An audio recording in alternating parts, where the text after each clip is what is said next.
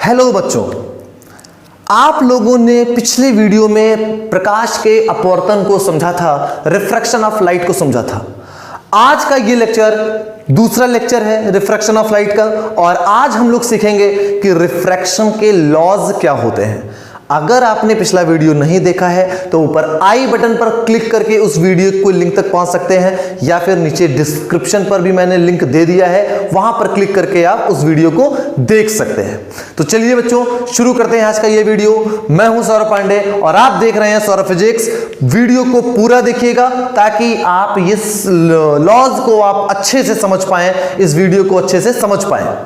देखिए बच्चों, क्या है लॉज ऑफ रिफ्रैक्शन।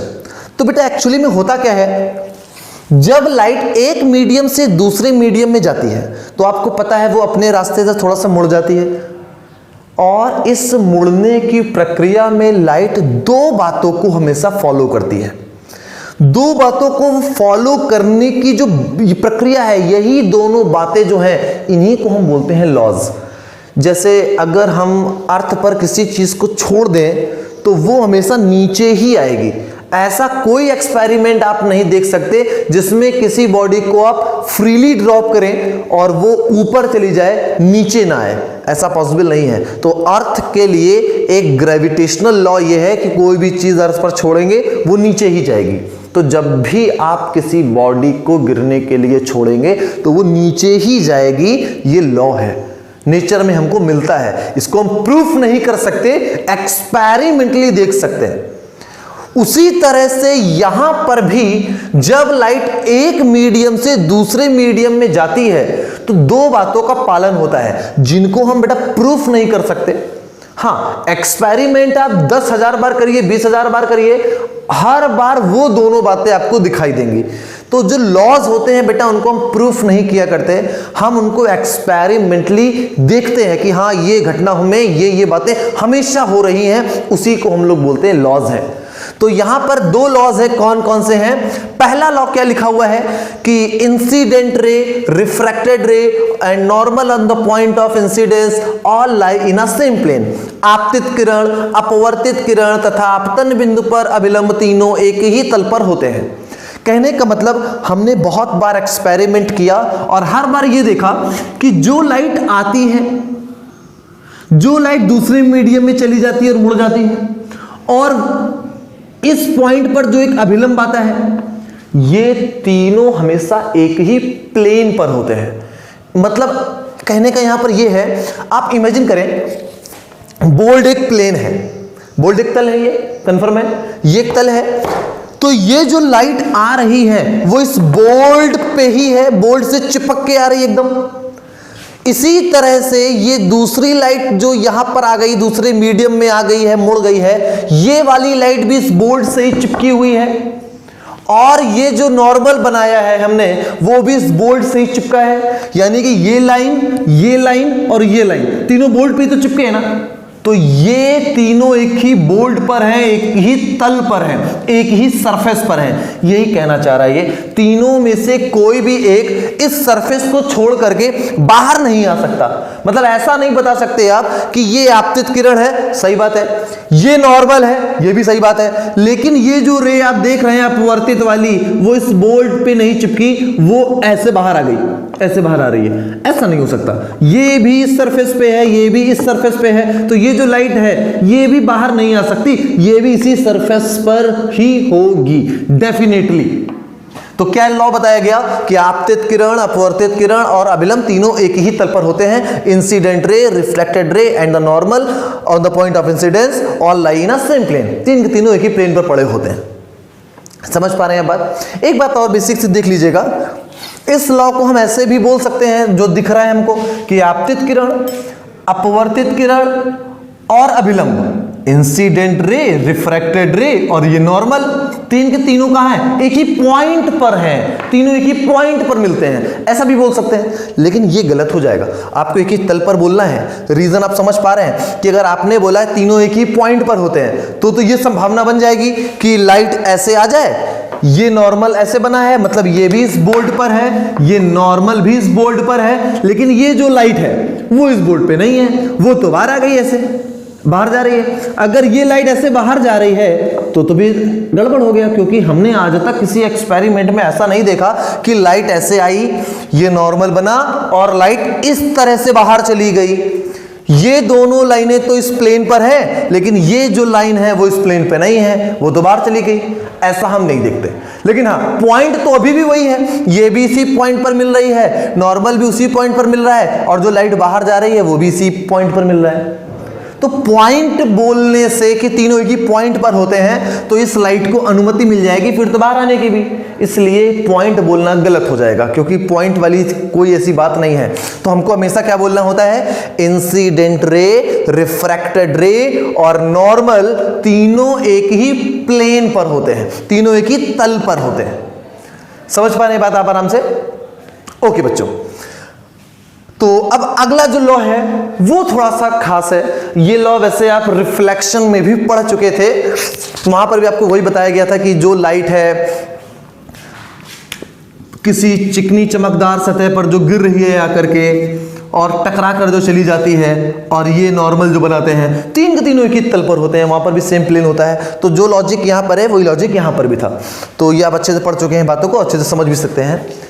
दूसरा लॉ है वो खास है यहां पर। दूसरे लॉ को बेटा हम स्नेल का नियम भी बोलते हैं, स्नेल्स लॉ भी बोलते हैं।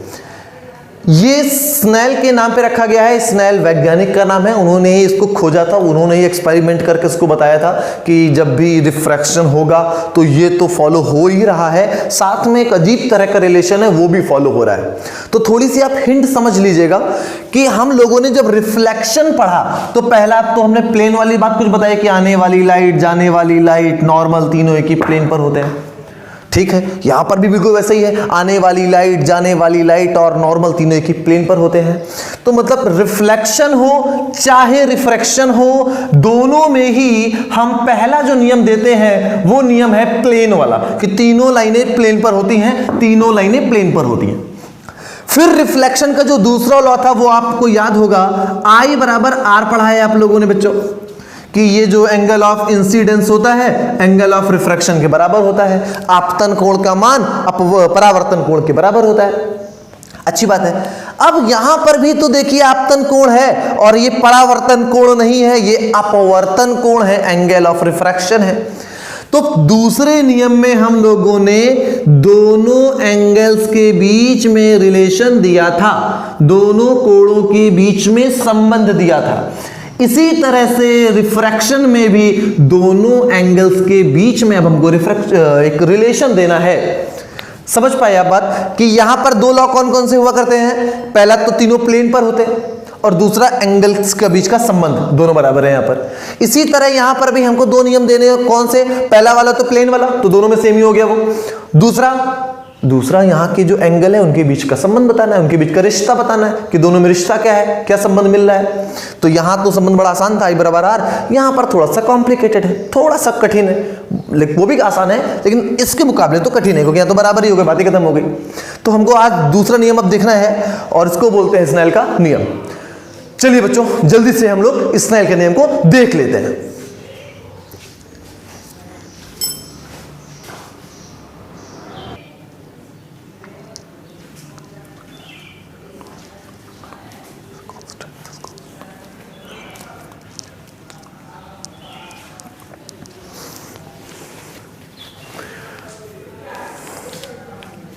तो देखिए बच्चों, स्नेल्स लॉ मैंने लिख दिया है, और जो हिंदी मीडियम वाले बच्चे हैं अभी उनको स्क्रीन में हिंदी में दिखाई देगा स्नेल्स लॉ, स्नेल का नियम।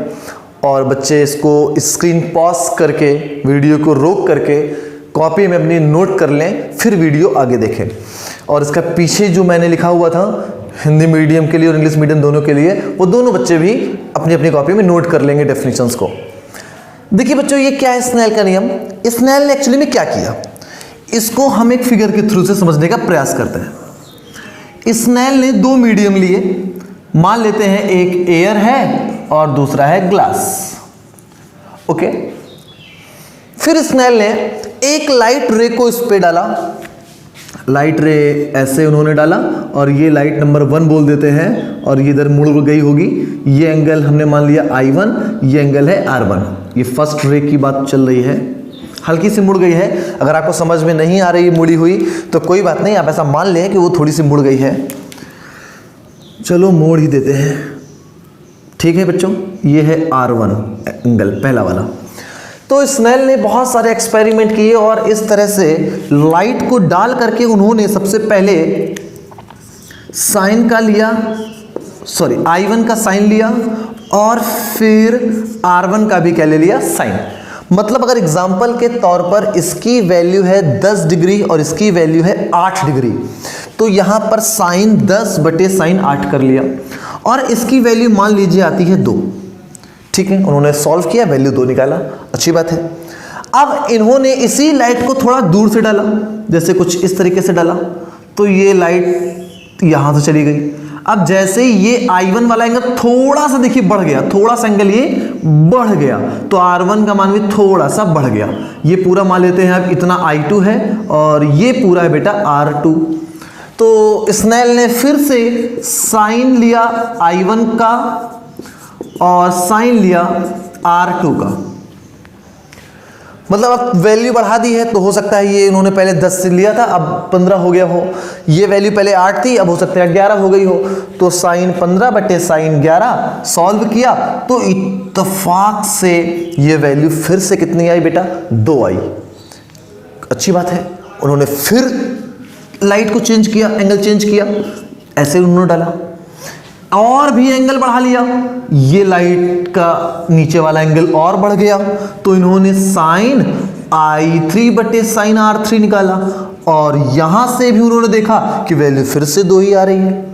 इसी तरह से वो कई सारे एक्सपेरिमेंट करते गए और हर बार उन्होंने देखा कि हम I1 का साइन ले ले और R1 का साइन ले ले, दोनों का रेशियो ले ले, तो वैल्यू हर बार कैसी आती है, सेम आती है।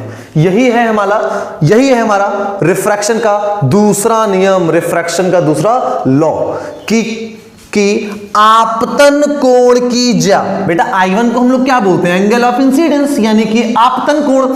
तो आपतन कोण का साइन, आपतन कोण की जा तथा अपवर्तन कोण की जा का अनुपात सदैव फिक्स्ड होता है, सदैव नियतांक होता है, कांस्टेंट होता है। The ratio of sine of angle of incidence to the sine of angle of refraction is a constant. समझ पा रहे हैं आप? आपतन कोण की जा और अपवर्तन कोण की जा का अनुपात सदैव नियतांक होता है। आपतन कोण की जा, देखिए I1 को बोलते हैं आप आपतन कोण और उसका आपने ले लिया है साइन। तो आपतन कोण की जा तथा अपवर्तन कोण की जा का अनुपात एक नियतांक है। The ratio of sine of angle of incidence to the sine of angle of refraction always a constant.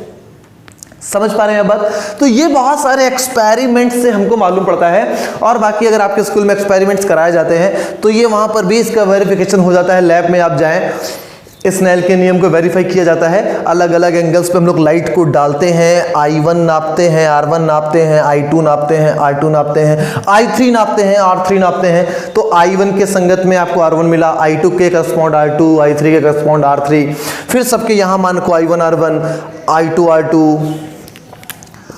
I3 R3, I4 R4 ऐसे रखें और सबको सॉल्व करें तो हर बार वैल्यू कैसी आएगी बेटा, फिक्स्ड आती है। तो हम लोगों ने ये भी देखा एक्सपेरिमेंट्स में, हम लोगों का मतलब स्नेल ने देखा। तो यहां से एक नियम बन के आ गया कि अगर हम I की साइन ले ले, R का भी साइन ले ले और रेशियो निकाले तो वो एक कांस्टेंट वैल्यू मिलती है। यही है हमारा रिफ्रैक्शन का दूसरा नियम, जिसको हम लोग बोलते हैं स्नेल्स लॉ।